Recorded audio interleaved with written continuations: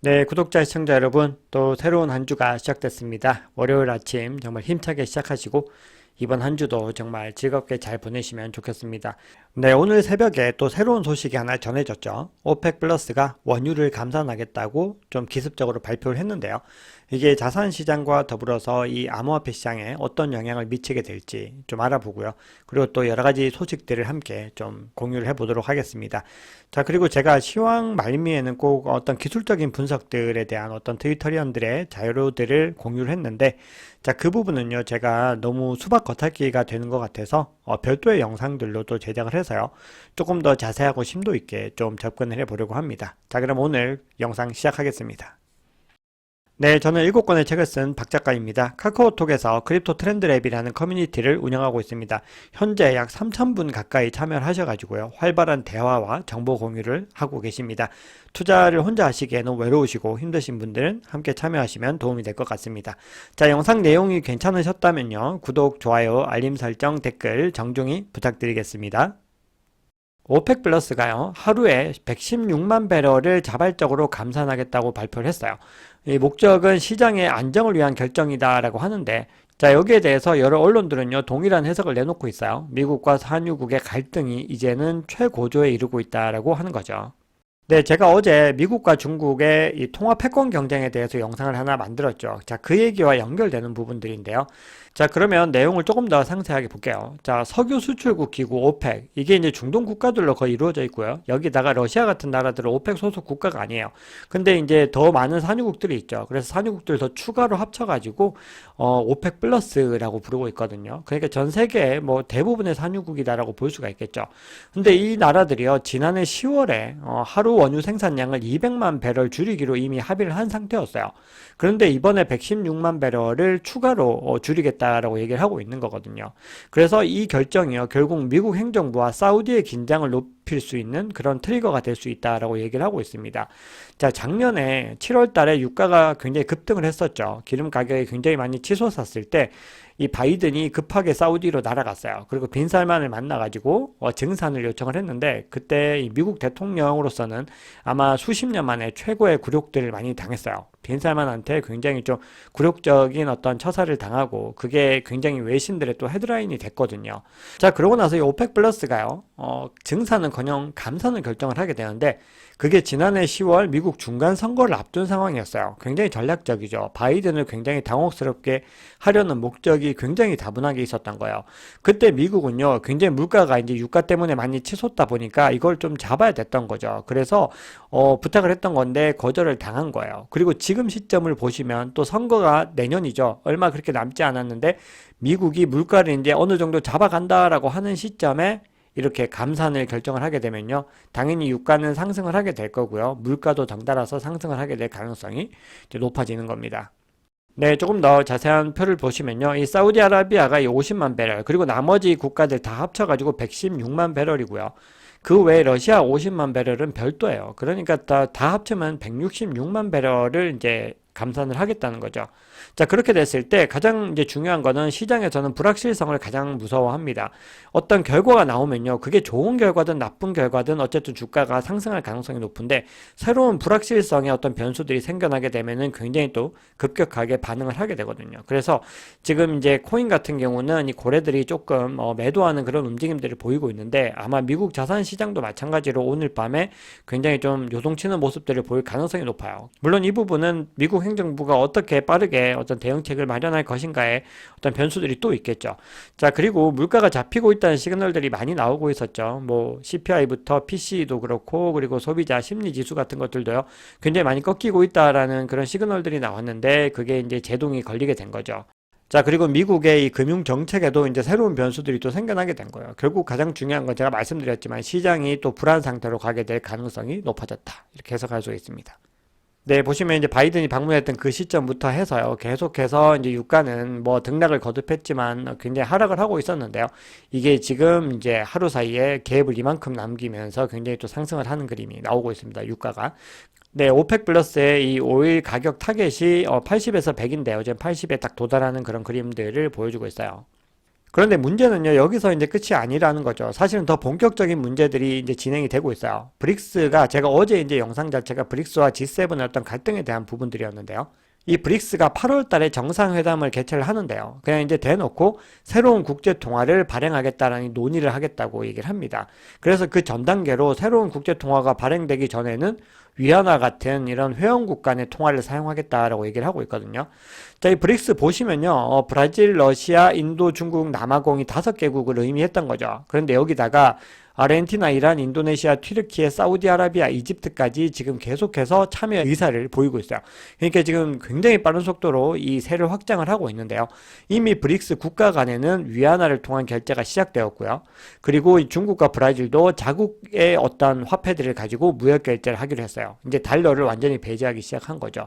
그러면서 이 러시아 의회 부의장이 이렇게 얘기합니다. 달러와 유로화는 지구 초원 전체보다 워싱턴과 런던, 그러니까 이 미국과 유럽의 이익에 기여했던 거지 다른 나라들은 아무 상관이 없었어 라고 주장을 합니다.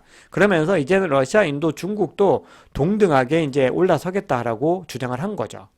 자, 그런 상황에서 이제 비트코인 시세 한번 보겠습니다. 얘기가 조금 길어졌는데요. 자, 비트코인 시세를 보시면 어제 28K 밑으로 잠시 하회를 하기도 했는데 지금 현재 분위기는요, 여전히 또 28K를 이제 유지를 하면서 굉장히 또 치열하게 공방을 벌이고 있는 그런 모습입니다.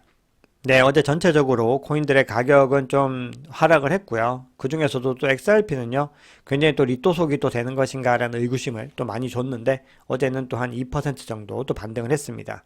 투심도요, 여전히 60을 상회를 하면서 계속해서 그리드 상태를 유지를 하고 있습니다. 그런데 이제 설문조사를 보면요, 이번 주에는 많은 투자자들이 좀 관망을 해야 되겠다라고 주장을 하시는 분들이 좀 많다는 설문조사 결과가 있습니다. 네, 비트코인 도미넌스도 소폭 하회를 했는데요, 거의 동일하게 지금 횡보를 이어가고 있습니다. 네, 그러면 CVD 지표 한번 보겠습니다. 자, 여기 매도벽이 형성이 되어 있는데요. 굉장히 뚜렷하게 하얗게 형성이 되진 않고 이제 어느 정도 매도벽이 보인다는 거고요. 그리고 더 위에 29.5K에서도 조금씩 매도벽이 좀 생겨나는 그런 그림들이 보여주고 있습니다. 고래들의 움직임을 보시면요, 전체적으로 좀 매도를 하는 그런 움직임인데요. 자, 여기 보시면 가장 큰 고래 같은 경우도 이제 굉장히 많이 상승을 한 상태에서 자, 일정 부분 이제 매도를 하고 지금 이 횡보를 하고 있는 그림이고요. 나머지 고래들 다 두 번째 고래죠. 보라색 고래도 계속해서 지금 매물을 많이 내놓고 있습니다. 그리고 파란색 고래도 마찬가지고, 그리고 이번 상승세에 굉장히 중요한 역할을 한 것으로 보이는 이 빨간색 고래도요, 일정 부분 이제 매도를 하고서 횡보를 하는 모습이 굉장히 좀 갈색 고래와 움직이는 이제 패턴들이 굉장히 좀 비슷해 보입니다. 자, 이렇게 움직임들이 변화되고 있는 것들이요, 새벽에 발표된 이 원유 감산의 효과들도 분명히 있을 거라고 생각을 합니다.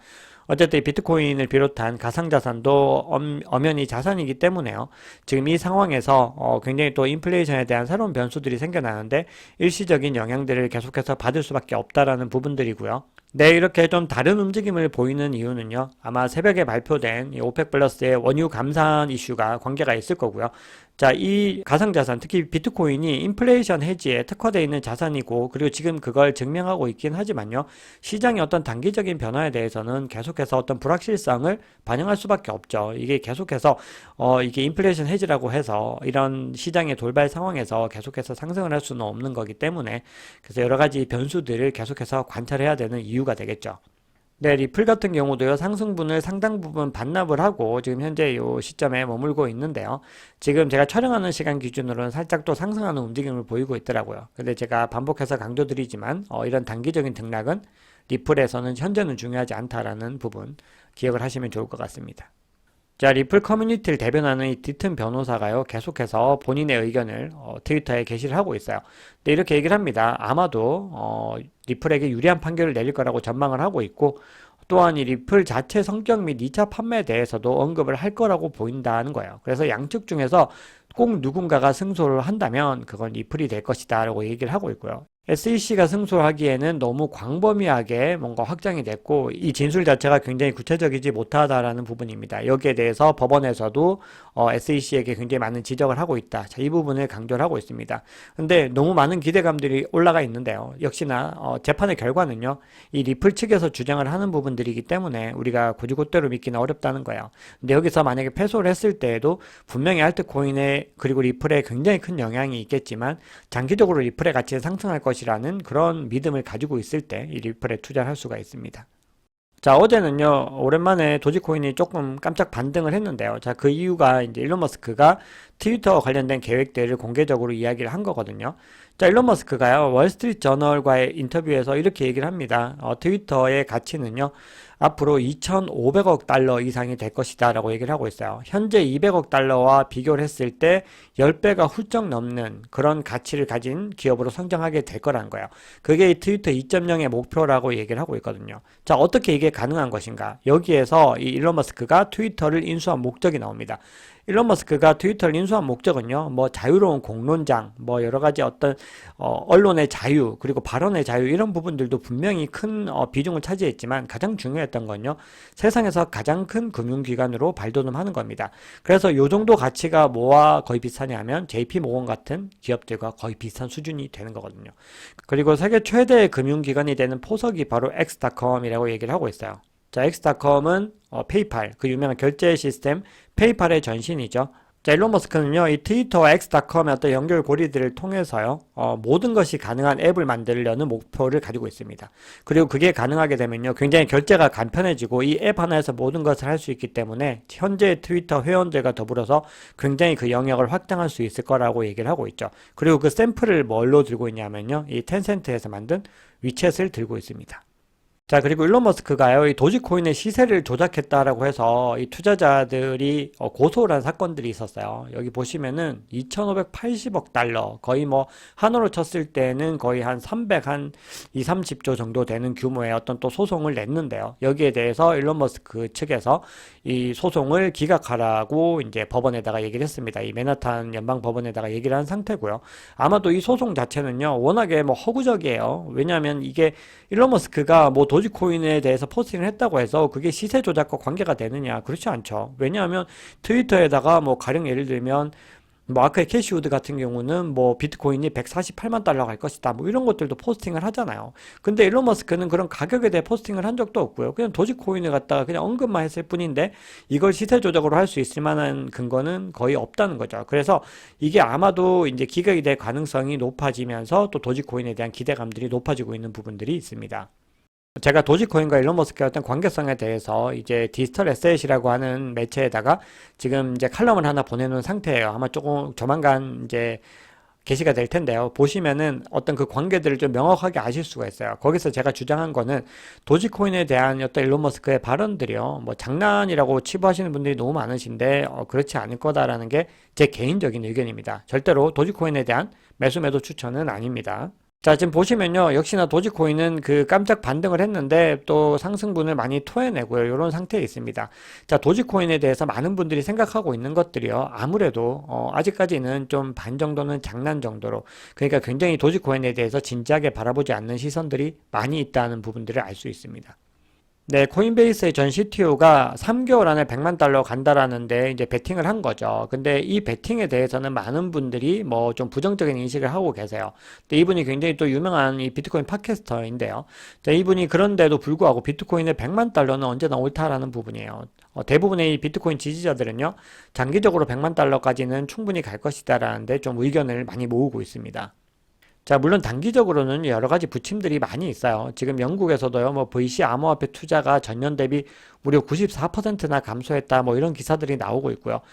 그리고 바이낸스가 현재 CFTC와 어떤 소송을 하게 될 가능성이 높아지고 있는데, 여기서 어떤 미등록 증권 판매 혐의로 또 별도의 집단 소송에 직면했다, 이런 기사도 전해지고 있거든요.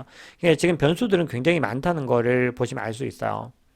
네, 그래서 국내 암호화폐 투자자들의 심리를 보면요, 이번 주에도 좀 관망세를 유지하려고 하는 그런 분위기들이 많이 있습니다.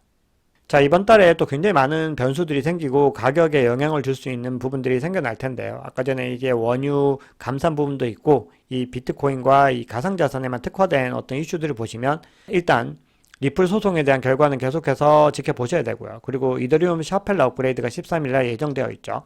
그리고 마운트곡스 거래소의 채권자 보상 지급 여부가 이제 곧 결정이 될 거예요. 그래서 4월 달에 만약에 물량이 풀리거나 하게 됐을 때 어떤 가격에 단기적인 영향이 있을 수 있다는 거. 그리고 CFTC와 바이낸스의 이런 고소 관련된 부분들. 자, 그리고 권도영 씨가 한국이나 미국 어디로 송환될 것인가에 대한 부분들. 그리고 이게 결국은 이 증권성에 대한 여러 가지 이슈가 또 될 수 있는 부분들이 있어요. 그래서 이런 것들을 계속해서 이번 달에도 지켜보셔야 됩니다. 네, 오늘 준비한 이야기는 여기까지입니다. 제가 말씀드렸듯이 뭐 트레이딩적인 부분들, 기술 분석과 관련돼서는 제가 별도의 영상으로 또 찾아뵙겠습니다. 자, 오늘 하루 잘 보내시고요. 이번 한 주도 힘차게 시작하시길 바랍니다. 박 작가였습니다.